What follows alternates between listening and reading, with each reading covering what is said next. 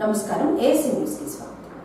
పల్నాడు ప్రాంతంలో వైసీపీ హయాంలో రక్తాలు పారితే టీడీపీ హయాంలో పంట భూములకు నీరు పారుతున్నాయని, ఇద్దరు వ్యక్తుల మధ్య జరిగిన ఘటనను రాజకీయ రంగు పులిమి వైసీపీ కుట్రలు పన్నుతోందని విద్యుత్ శాఖ మంత్రి గొట్టిపాటి రవికుమార్ విమర్శించారు. పల్నాడు జిల్లా గురజాల నియోజకవర్గం పిన్నెల్లి గ్రామానికి చెందిన సాల్మన్ హత్యపై జిల్లా ఇన్ఛార్జి మంత్రి గొట్టిపాటి రవికుమార్ మాట్లాడుతూ, చంద్రబాబు నాయకత్వంలోని తెలుగుదేశం పార్టీకి, జగన్ నేతృత్వంలోని వైసీపీకి మధ్య ఉన్న తేడా ప్రజలకు బాగా తెలుసన్నారు. అరాచకాలతో గందరగోళం చేసే పార్టీ వైసీపీ అయితే, గ్రామాల అభివృద్ధి ధ్యేయంగా పనిచేసే లక్ష్యంతో కూటమి ప్రభుత్వం ముందుకెళ్తుందన్నారు.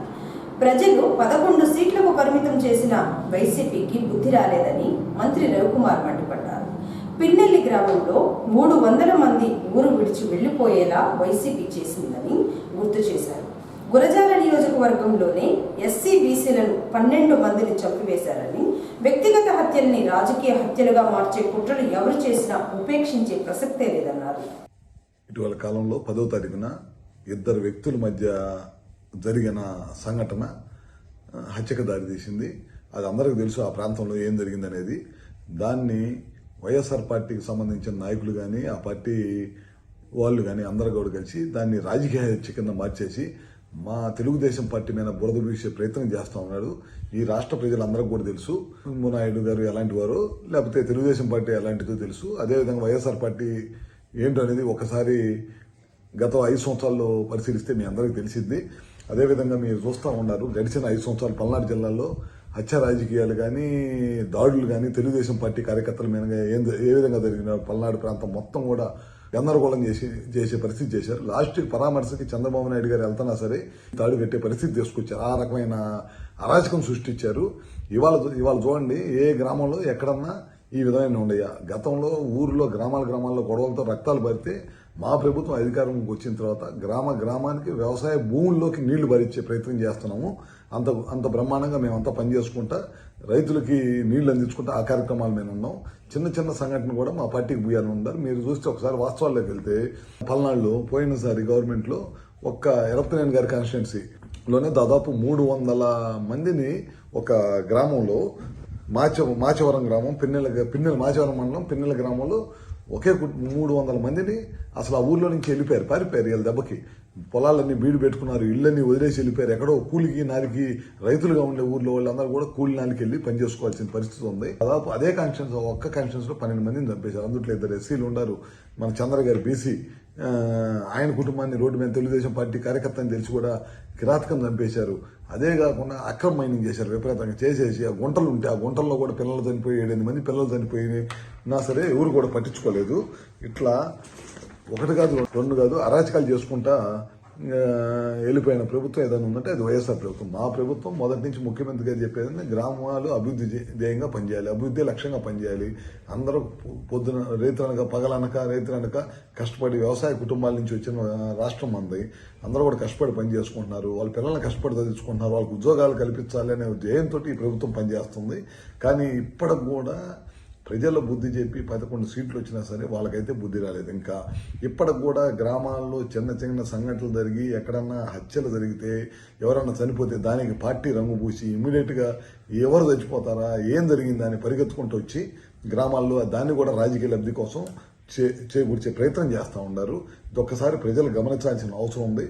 పల్నాడుని ఎట్టి పరిస్థితుల్లో ప్రశాంతమైన వాతావరణంతో ముందుకు తీసుకెళ్తాం. మీరు చూసి ఉంటారు, గతంలో ఎక్కడ ఫ్యాక్షన్ ఉన్నా అణిచివేసిన నాయకుడు ఎవరైనా ఉన్నారంటే చంద్రబాబు నాయుడు గారు. ప్రశాంతమైన వాతావరణంతో ప్రజలందరూ సుఖశాంతులతో ఉండాలనే ధ్యేయంగా గడిచిన 40 సంవత్సరాల నుంచి అదే ధ్యేయంగా పనిచేసిన పార్టీ తెలుగుదేశం పార్టీ, నారా చంద్రబాబు నాయుడు గారు.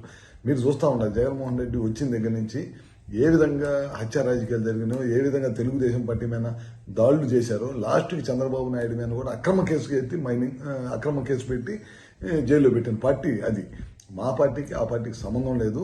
అది ప్రజల అక్రమ సంపాదన మీద పెట్టిన పార్టీ మాది, తెలుగువాడి గౌరవం మీద పెట్టిన పార్టీ మాది. ఇలాంటి హత్య రాజకీయాలకు సంబంధించి ఏ చిన్న సంఘటన రాష్ట్రం నలుమూలల ఎక్కడ చిన్న సంఘటన అయినా సరే ప్రభుత్వం సీరియస్గా ఉండిద్ది. డిపార్ట్మెంట్ కూడా చాలా సీరియస్గా తీసుకొని ఎక్కడ కూడా చిన్న సంఘటన జరిగినా ప్రభుత్వం కానీ ముఖ్యమంత్రి చంద్రబాబు నాయుడు గారిని ఎట్టి పరిస్థితుల్లో ఉపేక్షించే ప్రసక్తి లేదు. గ్రామీణ ప్రాంతాల అభివృద్ధి ప్రభుత్వ లక్ష్యమని, మౌలిక వస్తువుల కల్పనకు ప్రాధాన్యత ఇస్తూ ప్రతి గ్రామాన్ని అభివృద్ధి పదంలో ముందుకు తీసుకెళ్తున్నామని విద్యుత్ శాఖ మంత్రి గుట్టిపాటి రవికుమార్ అన్నారు. కోరిసపాడు మండలం గొడ్డువానిపాలెం గ్రామంలో ఎన్టీఆర్ 30వ వర్ధంతి సందర్భంగా ఎన్టీఆర్ విగ్రహాన్ని ఏర్పాటు చేయగా మంత్రి రవికుమార్ స్థానిక నేతలతో కలిసి ఆవిష్కరణ చేశారు. ఎన్టీఆర్ విగ్రహానికి పూలమాలలు వేసి నివాళులర్పించారు. ఈ సందర్భంగా ₹1,00,00,000 గ్రామంలో నూతనంగా నిర్మించిన అంతర్గత సిమెంట్ రోడ్డు మరియు డ్రైనేజీలను, ₹30 లక్షలతో నిర్మించిన కాపు కమ్యూనిటీ భవన్ మరియు ముఖద్వారంను మంత్రి రవికుమార్ ప్రారంభించారు. గ్రామంలో ఏర్పాటు చేసిన ప్రత్యేక గ్రీవెన్స్ లో మంత్రి పాల్గొని ప్రజల నుంచి అర్జీలు స్వీకరించి వారి సమస్యల గురించి అడిగి తెలుసుకున్నారు. ఎటువంటి సమస్యలు ఉన్నా తక్షణమే పరిష్కరించాలని మండల స్థాయి అధికారులకు మంత్రి రవికుమార్ ఆదేశించారు. అభివృద్ధికి అందరూ సహకరించాలని మంత్రి సూచించారు. దాదాపు 33,000 కోట్ల రూపాయలు సంవత్సరానికి ఖర్చు పెడుతున్న పెన్షన్లను ఖర్చు పెడుతున్నాయి ఒక తెలుగుదేశం ప్రభుత్వం, కూటమి ప్రభుత్వం మాత్రమే. దేశం మొత్తం 33,000 కోట్లు సంవత్సరానికి ఖర్చు పెడుతున్నారంటే ఎక్కలేదు. పిల్లలకు చదువుకోవడానికి డబ్బులు ఇస్తామని చెప్పారు, అది ఇచ్చాము. మహిళలకు ఉచిత బస్సు అనుకున్నాం, ఆ రోజు అది చేశాం. ఇట్లా వరుసన 3 సిలిండర్లు గ్యాస్ సిలిండర్లు అనుకున్నాం, అది ఇట్లాంటి ఏదైతే హామీ ఇచ్చాం అన్ని కూడా చేసుకుంటా ముందుకెళ్తా ఉంది. రాబోయే రోజుల్లో రోడ్లు వేసే కార్యక్రమం కానీ, మన రాజధాని పూర్తి చేసుకునే కార్యక్రమం కానీ, మన పోలవరం డ్యామ్ పూర్తి చేసుకునే కార్యక్రమం కానీ, ఇవన్నీ కూడా చేయాలి.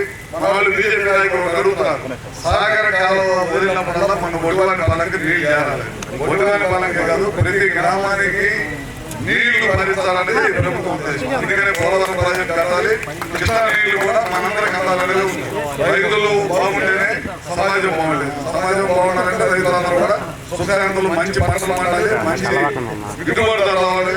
వాళ్ళందరూ కుటుంబాలు సుఖాంతులు ఉంటే వ్యవస్థ, దేశం, రాష్ట్రం అన్ని కూడా బాగుంటాయని చెప్పి ఈ తెలుగుదేశం పార్టీ కూటమి ప్రభుత్వం ఎల్లప్పుడూ నమ్మిందని చెప్పి కూడా తెలియజేసుకుంటాం. రోడ్డు అడిగారు, తప్పకుండా టెండర్ దశలో ఉంది, అది కూడా తొందరగా శాంక్షన్ చేపిస్తాం. ఆ ప్రాంతం ముంపు గ్రామం ఉంది కాబట్టి వాళ్ళందరూ అడిగారు, అది ఒకటి చేపిస్తాం. అట్లానే పైన ఏదో కొంత బిల్డింగ్ వేసుకోవడానికి చేయమన్నారు, అది కూడా దేంట్లో పెట్టచ్చో చూసి తొందరలోనే అది కూడా చేపిస్తాం అని చెప్పి చెప్తా ఉన్నాను. ఇవాళ ముఖ్యంగా మనం ఇక్కడికి రావడానికి కారణం ఏంటంటే స్వర్గీయ నందమూరి తారక రామారావు గారు 30 సంవత్సరాలు ఆయన చనిపోయి మన మధ్య నుంచి దూరం అయిపోయి, ఆయనకి ఇవాళ మన గ్రామం గొడ్డువానిపాలెంలో విగ్రహావిష్కరణ కార్యక్రమం పెట్టారు. ఆ కార్యక్రమంలో మన వాళ్ళందరూ కలిసి పాల్గొని మండలంలో ఉన్న నాయకులు, తెలుగుదేశం పార్టీ నాయకులు, కార్యకర్తలు, అట్లానే జనసేన పార్టీ నాయకులు, బీజేపీ నాయకులు, కూటమి నాయకులు అందరూ కూడా కలిసి ఇవాళ ఈ కార్యక్రమంలో పాల్గొన్నందుకు చాలా సంతోషం. ఎన్టీఆర్ గారి గురించి మా వయసు సైడ్గా చెప్పాలంటే నేను చిన్నవాడిని. ఎన్టీఆర్ గారు ఆ రోజు తెలుగువారి ఆత్మగౌరవాన్ని ఢిల్లీ వీధుల్లో తాకట్టు పెట్టారనే ఉద్దేశంతో పాటు ఆ రోజు పెట్టిన పార్టీ ఇది. ఏదో మిగతా వాళ్ళలాగా దోపిడీ చేసిన ఆస్తులు సంపాదించుకోవడానికి పెట్టిన పార్టీ కాదు. తెలుగువాడు ఆత్మగౌరవం కోసం పెట్టిన పార్టీ తెలుగుదేశం పార్టీ. అందుకే 40 సంవత్సరాల నుంచి ఎక్కడ కూడా చెక్కు చెదర్ల. చాలా మంది తెలుగుదేశం పార్టీని కూల్చడానికి రకరకాలుగా ప్రయత్నాలు చేశారు. ఒకసారి నారాయణ భాస్కర్ రూపంలో, ఒకసారి లక్ష్మీపార్టీ రూపంలో, ఇంకోసారి చంద్రబాబు నాయుడు జైల్లో వేసి తెలుగుదేశం పార్టీని దెబ్బకొట్టాలని చూశారు. ఎప్పటికప్పుడు దెబ్బకొట్టాలనే ప్రయత్నంలో వాళ్ళు విఫలమయ్యారు, కానీ తెలుగుదేశం పార్టీ ఎక్కడ కూడా దెబ్బతగల. 1,00,00,000 మంది సభ్యత్వం ఉన్న పార్టీ ఈ దేశంలో ఏదైనా ఉందంటే అది తెలుగుదేశం పార్టీ.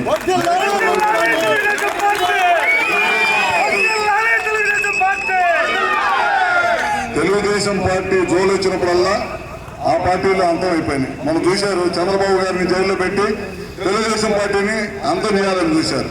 తెలుగుదేశం పార్టీ కార్యకర్తలందరూ రోడ్డు మీదకి వచ్చి తిరగబడితే ఎదురుకు వచ్చింది 11 సీట్లు.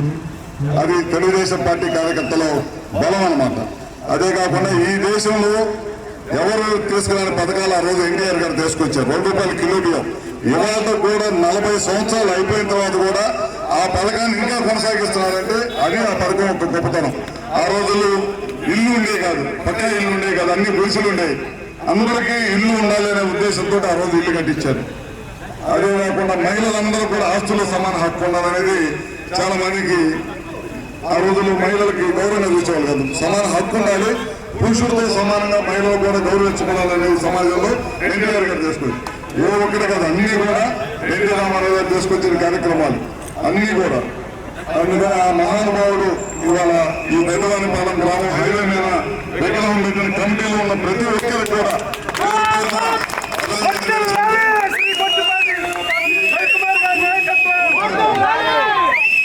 ఓటర్ బాడీ సెలక్షన్స్ వస్తున్నాయి. మీరందరూ కూడా కలిసి పెట్టుగా ఉండాలి. అదే నువ్వైనా ఎన్టీఆర్ జనం ఇవ్వాలని మీరందరూ కూడా కలిసి పనిచేయాలి. ఓటర్ బాడీ సెలక్షన్స్ లో మనం గ్రూపులు ఉండకూడదు. ఇంకందరూ కూడా కలుసుకొని జాగ్రత్తగా ఉండి తెలుగుదేశం పార్టీని మరింత బొడ్డువాని పడమంటే తెలుగుదేశం పార్టీ కొట్టిన గట్టి గద్ద లాంటి పార్టీ అని చెప్పి నేను అందరూ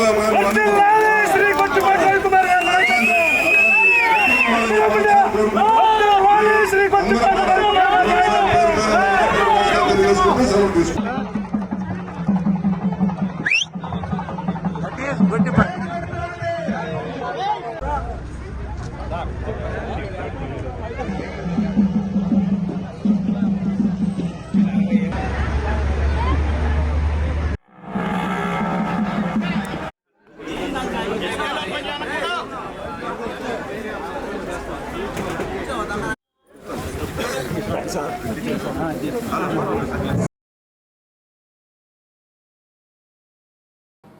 పురందాసుల వారు కన్నడ భాషలో సుమారు 4 లక్షలకు పైగా సంకీర్తనలు పాడారని, నేడు వారి ఆరాధన మహోత్సవం సందర్భంగా గుర్తు చేసుకోవడం సంతోషంగా ఉందని అద్దంకి సిఐ సుబ్బరాజు అన్నారు. అద్దంకిలోని పోలీస్ స్టేషన్ సమీపంలో ఉన్న శ్రీ పురందాసుల వారి విగ్రహం వద్ద ఆదివారం చెన్నుపల్లి నాగేశ్వరరావు ఆధ్వర్యంలో శ్రీ పురందాసుల వారి 420వ ఆరాధన మహోత్సవం కార్యక్రమాన్ని ఏర్పాటు చేయగా సిఐ సుబ్బరాజు, జ్యోతి చంద్రమౌళి, దేవపాలన తదితరులు కలిసి పురందాసుల వారి విగ్రహానికి పూలమాలలు వేసి నివాళులర్పించారు. అద్దంకిలో ప్రముఖులందరూ కలిసి కన్నడ పితామహుడు శ్రీ పురందాసుల వారి విగ్రహం ఏర్పాటు చేసి ఆయనను గుర్తు చేసుకోవడం అనేది గొప్ప విషయమని సిఐ సుబ్బరాజు తెలిపారు. అందరితో కలిసి తను కూడా ఈ కార్యక్రమంలో పాల్గొనడం సంతోషంగా ఉందన్నారు.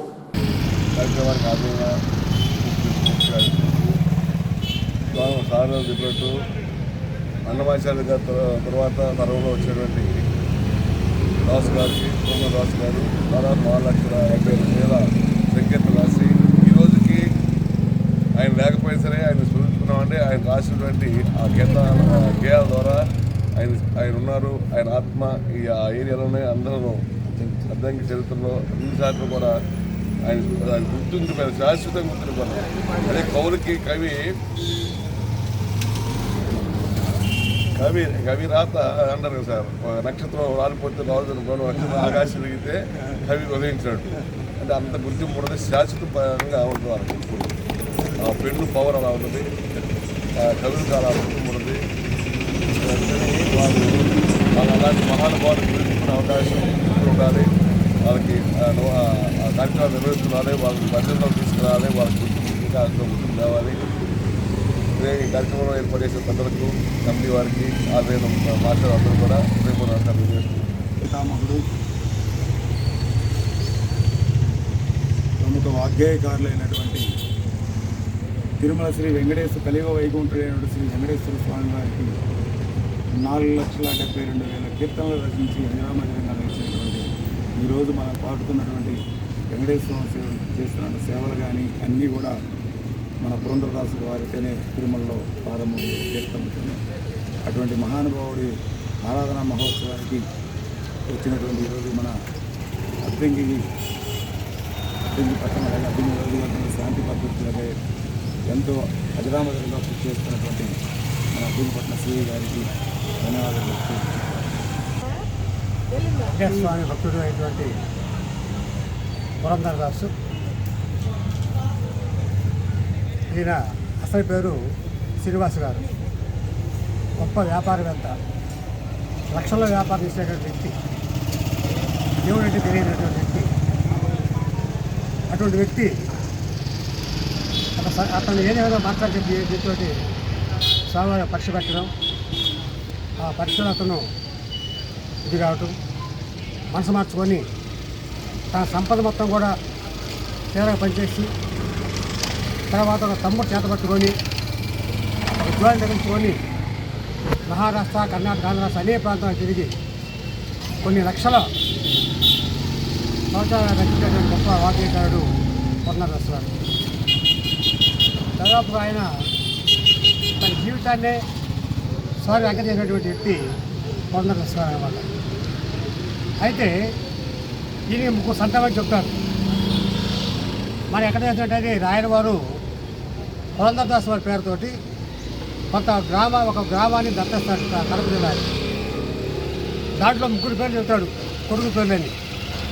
అంటే అది అప్పుడు సంతానం పెట్టుకు మాకు అర్థం. అంటే సంతానం పుట్టిన తర్వాత ఈయన సన్యాసం స్వీకరించి స్వామివారి యొక్క భక్తి లోడైపోయాడు. అయితే పెళ్ళైంది బిడ్డలు చేస్తాను త్యాగం చేశారు. కొన్ని లక్షల డబ్బు పనిచేశారు జనాలు. ఆయన పేరే నవకోటి నాయకుడు అండి. శ్రీనివాస గారు 4,75,000 పాటలు రాశాడు. రచించారు. అయితే మనకి మాత్రం ఆయన కూడా మనకి చెవులు ఇవన్నీ కన్నడ మహారాష్ట్ర అనేది కూడా మనకి. అయితే ఈయనకి ముందున్నటువంటి అన్నమాచార్యని ఆయన ఆదర్శంగా తీసుకొని అన్నమాచార్య యొక్క సంకీర్తన ఆధారంతో ఈ స్వామివారి యొక్క భక్తి ప్రాప్తికి లోనయ్యాడు. తిరుపతి దేవస్థానం వారు అన్నమాచార్య సాహిత్యం పెట్టిన తర్వాత దీని యొక్క పేరుతోటి దాసాహిత్యం చెప్పి పేరు పెట్టి ఎందుకంటే దాసుగా మారిపోయాడు కాబట్టి దాసాహిత్యం చెప్పి పేరు పెట్టి ఒక బ్యాంక్ ఏర్పాటు చేసి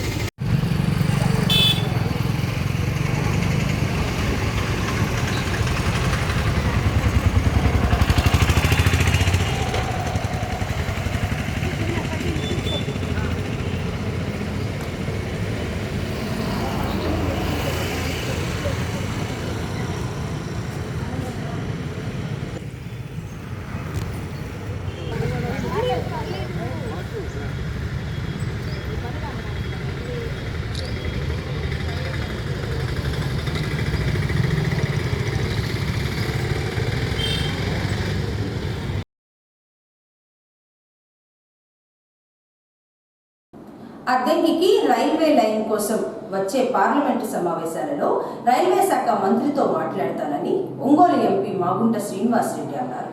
ఒంగోలు మద్దిపాడు అద్దెంకి పిడుగురళ్ల రైల్వే లైన్ సాధన సమితి సభ్యులు ఒంగోలు ఎంపీ శ్రీనివాసరెడ్డి ఎమ్మెల్యే జనార్దన్ కలిసి వినతి పత్రం అందజేశారు.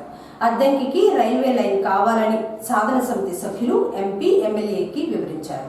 వారి వంతు కృషి చేస్తారని ఎంపీ హామీ ఇచ్చారు. అనంతరం ఎంపీ ఎమ్మెల్యేని శాలువా కప్పి సత్కరించారు. ఒంగోలు మద్దిపాడు అద్దంకి పిడుగురాళ్ళ రైల్వే లైన్కి సహకరిస్తున్న మా అందరి మిత్ర బృందం అంటే ఓబీపీ సాధన సమితి సురేంద్రబాబుకి, ప్రసాద్ గారికి, అనుభా గారికి, శ్రీనివాసాచారి గారికి, వెంకటేశ్వర గారికి, శ్రీనివాసరావు గారికి, మా మిత్రుడు వెంకటేశ్వర గారికి, అనిల్ గారికి, కృష్ణ గారికి, మౌలాలి గారికి, వాసు గారికి, రవితేజ గారికి, శాస్త్రి గారికి ప్రత్యేక అభినందనలు. ఈరోజు అందరం కలిసి ఆనాడు జనరల్ ఫస్ట్ రోజు మన బాపట్ల ఎంపీ గారు మరియు లోక్సభ ప్యానల్ స్పీకర్ గారైన చెన్నేటి కృష్ణప్రసాద్ గారిని కలిసి మన ఆకాంక్షను గుర్తు చేసి తన మద్దతు కూడా మనం కూడగట్టుకున్నాము. అదేవిధంగా ఈనాడు ఒంగోలుకు వచ్చి సంక్రాంతి పండుగ సందర్భంగా ఇంకొక విషెస్ అంటే మన ఒంగోలు ఎంపీ మాగంటి శ్రీనివాసరెడ్డి గారు కూడా మనకు సహకరిస్తారని చెప్పి పూర్తి స్థాయిలో సహకరిస్తారని చెప్పారు. మన అడిగిన రైల్వే లైన్ కోసం వాళ్ళు కూడా ముందుగానే వాళ్ళు కూడా డిబేట్ పెట్టుకున్నారు. ఎలాగంటే ఇవన్నీ యూట్యూబ్ ఛానల్స్లో చూసాము, ఫేస్బుక్లో చూసాము.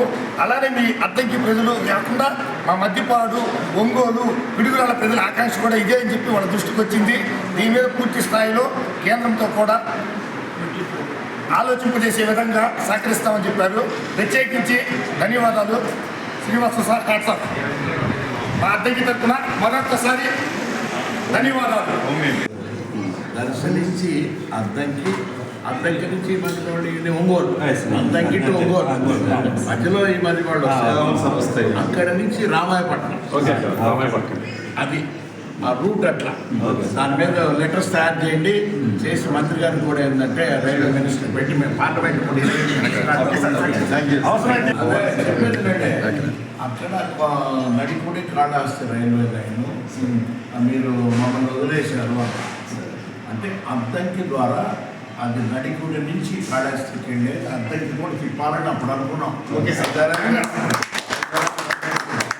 అది ఎవరు మళ్ళీ కూడా దాని రవికుమార్ గారు సడన్గా అడిగారు, దర్శిపోయారు కొత్తగా రైలు ఓం ఏపీ మా ఒంగోలు మట్టిపాడు అద్దెకి పిడుగుల రైల్వే లైన్ సాధన సమితి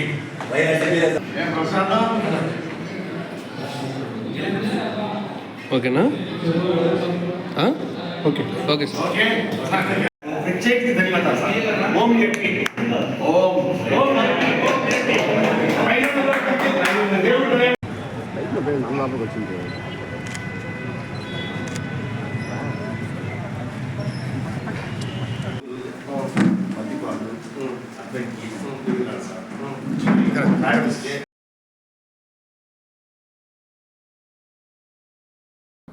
సినీ రంగంలో రాజకీయంలో స్వర్గీయ నందమూరి తారక రామారావుకు ఎవరు సాటి లేరని నందమూరి కళా పరిషత్ అధ్యక్షుడు మన్నం త్రిమూర్తులు అన్నారు.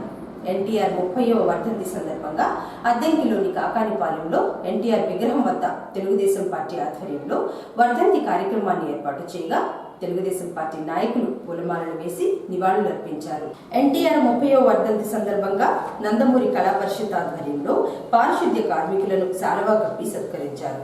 ఈ సందర్భంగా త్రిమూర్తులు మాట్లాడుతూ ఎన్టీఆర్ డబ్బు కోసం తెలుగుదేశం పార్టీ స్థాపించలేదని, పేద ప్రజలు, బడుగు బలహీన వర్గాల వారిని దృష్టిలో పెట్టుకుని ఏర్పాటు చేశారని, పార్టీ స్థాపించిన అతి తక్కువ కాలంలో ఎన్టీఆర్ ముఖ్యమంత్రి అయ్యి కిలో రూపాయికి బియ్యం, పేదలకి పక్కా గృహ నిర్మాణాలు, పెన్షన్ వంటి పథకాలు అమలు చేసి మంచి గుర్తింపు తెచ్చుకున్నారని, ఎన్టీఆర్ అమలు చేసిన పథకాలు నేటికి అమలవుతున్నాయని త్రిమూర్తులు గుర్తు చేశారు.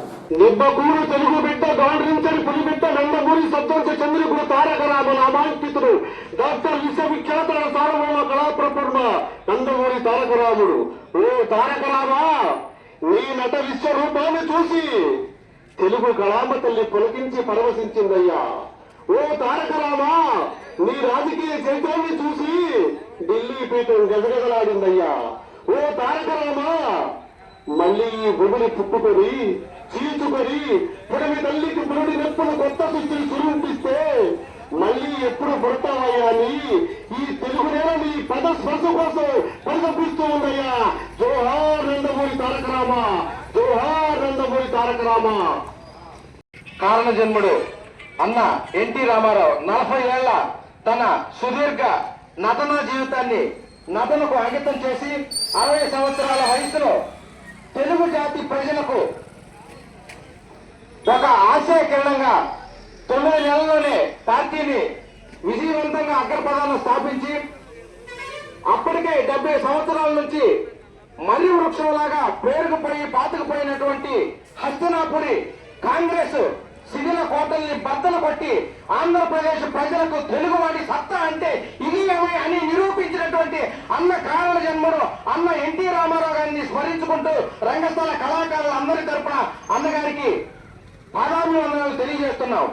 తెలుగంటే అప్పటికి మాకు తెలుగంటే అన్న నందమూరి తారక రామారావు, శ్రీకృష్ణ దేవరాయలు గారు ఒక పద్యం చెప్తారు. అది దేవరాయలు గారు చెప్పారో లేదో మాకైతే తెలియదు, కానీ ఈ పద్యం మా అన్న నందమూరి తారక రామారావు గారి నోట నుంచి వచ్చినటువంటి పద్యం, అభినయించినటువంటి పద్యం. అదే మాకు తెలుగుకి ఒక డిక్షనరీగా, ఒక నిఘంటువుగా మేము భావిస్తాం. తెలుగుదేలయన్న దేశంబు తెలుగేను, తెలుగుదేలయన్న దేశంబు తెలుగేను, తెలుగు వల్ల బృండ తెలుగు కండ ఎల్ల నృపులు గొల్వా ఎరుగవే బాసాడి దేశ భాషలందు తెలుగు లెస్స. జోహార్ అన్న ఎన్టీఆర్, జోహార్ అన్న ఎన్టీఆర్.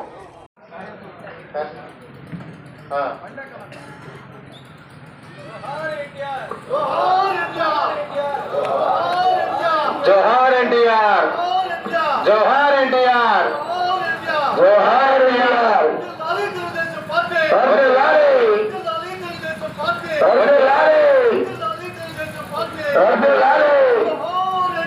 జోహార్ ఎన్టీఆర్.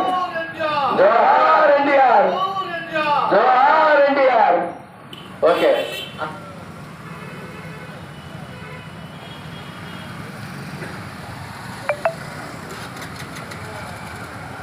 ఎన్టీఆర్ జన్మదినోత్సవం కానీ అలాగే వర్ధంతి రోజు కానీ, ఎందుకంటే ఆంధ్రుల ఆరాధ్య దైవంగా మౌని అమావాస్య సందర్భంగా సింగరకొండ శ్రీ ప్రసన్నాంజనేయ స్వామి దేవస్థానంలో స్వామివారికి ఆదివారం కదలి ఫలర్చన ఎంతో వైభవంగా జరిగింది. ముందుగా స్వామివారికి నిత్యం జరిగే అభిషేకాలు, పూజలు జరిపి ఆలయ ప్రదక్షిణ తదుపరి అర్చకులు 10 ఆవృతములుగా 10,000 అరటి పండ్లతో కదలి ఫలర్చన నిర్వహించారు. పంగులూరు మండలం జనకవరం గ్రామానికి చెందిన పుల్లెల ఆదిశేఖర్, సత్యవతి, తల్లపనేని సతీష్ బాబు, నాగమల్లేశ్వరి దంపతులు దాతలుగా వ్యవహరించారు.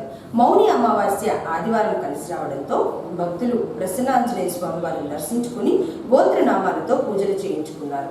కదలి ఫలర్చన అనంతరం ప్రసన్నాంజనేయ స్వామి వారిని కదలి ఫలాలతో అలంకరణ చేసి మహానివేదన, పంచహారతుల కార్యక్రమాన్ని నిర్వహించారు. 130 సంవత్సరాలకు ఒకసారి వచ్చే మౌని అమావాస్య, అందువలన ఈ అమావాస్యకు విశిష్టత అని అర్చకులు సత్యనారాయణ తెలియజేశారు. ఈ రోజున పుష్య బహుళ అమావాస్య, మౌని అమావాస్య అంటారు.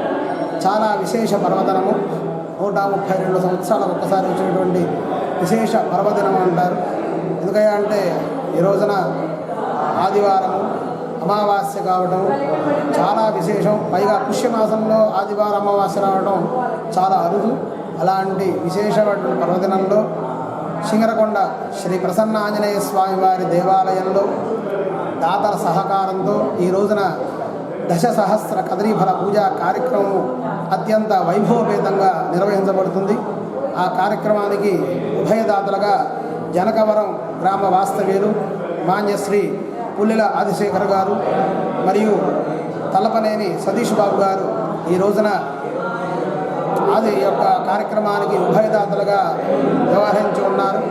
అదేవిధంగా ఈరోజు ఎవరైతే ఆంజనేయ స్వామి వారిని అరటిపళ్ళతో పూజ చేయడం కానీ లేదా ఆయనకి అరటిపళ్ళు నైవేద్యం పెట్టి పూజ చేసుకుంటారో వారి ఇంట్లో ప్రధానంగా పిల్లలకి దుష్టగ్రహాలన్నీ పీడించబడుతూ ఉంటాయి. అటువంటి దుష్టగ్రహాలన్నీ కూడా తొలగిపోయి అత్యంత విశేషమైనటువంటి బుద్ధి, మేధస్సు పెరుగుతుంది అని చెప్పేసి శాస్త్రం చెబుతుంది.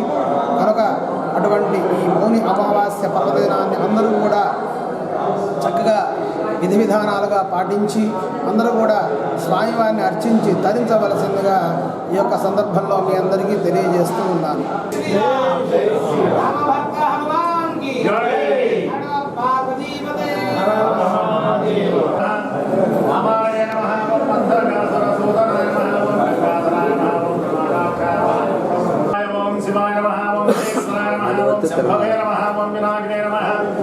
శిశిశేఖరాయ నమః, ఓమాయ నమః, ఓం పంచభద్రాయ నమః, ఓం సదాశివాయ నమః, ఓం విశ్వేశ్వరాయ నమః, ఓం వీరభద్రాయ నమః, ఓం గణనాథాయ నమః, ఓం కృత్తివాసాయ నమః, పురాణాదయ నమః, ఓం భగవతే నమః, ఓం ప్రధానాధిపాయ నమః, ఓం మృత్యుంజయాయ నమః, ఓం భూతపదే నమః, ఓం స్థానవే నమః, ఓం మహిర్భుజాయ నమః, ఓం దిగంబరాయ నమః, అష్టమూర్తయ నమః, ఓం అనేకాత్మనే నమః, ఓం సాత్వికాయ నమః, ఓం శుద్ధ విగ్రహాయ నమః, ఓం శాశ్వతాయ నమః, ఓం పాప విమోచకాయ నమః, ఓం గుణాయ నమః, ఓం పశుపతయ నమః, ఓం దేవాయ నమః, మహాదేవాయ నమః, ఓం అవ్యయాయ నమః, ఓం హరయ నమః, ఓం కోశనందవిదే నమః, ఓం అవ్యగ్రాయ నమః, ఓం రక్షావరహాయ నమః, హరాయ నమః, ఓం భగనేత్రభిదే నమః, ఓం అవ్యక్త ఉల్లేసుకోండి నమః, ఓం మహాదేవాయ నమః, ఉల్లేసుకోండి.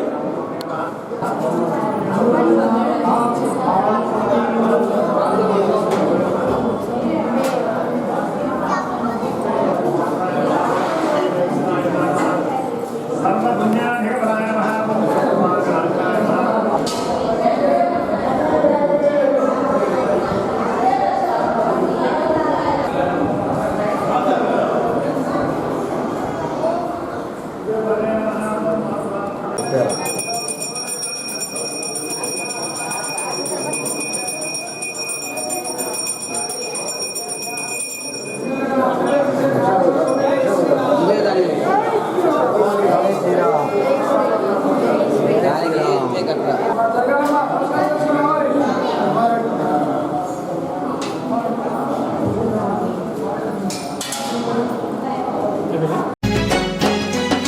వందనా వందనాలు వందనాలు స్వామి నీకు మా వాయుపుత్ర హనుమయ్య దేవ నీకు వందనాలు వందనాలు స్వామి నీకు మా వాయుపుత్ర హనుమయ్య దేవ నీకు సింధూర సేవలయ్య స్వామి నీకు మా సుందరాంగ హనుమయ్య తండ్రి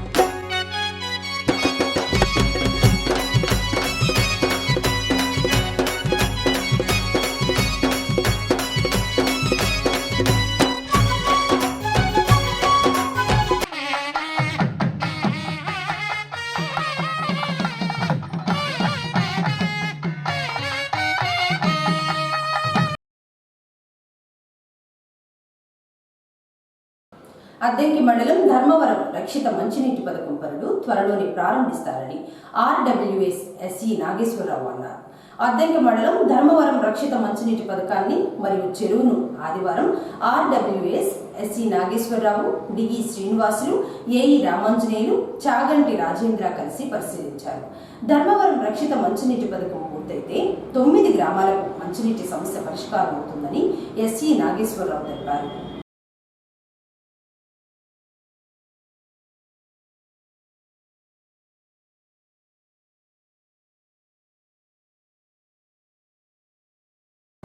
ఏసీ న్యూస్ ఇంతటితో సమాప్తం. నమస్కారం.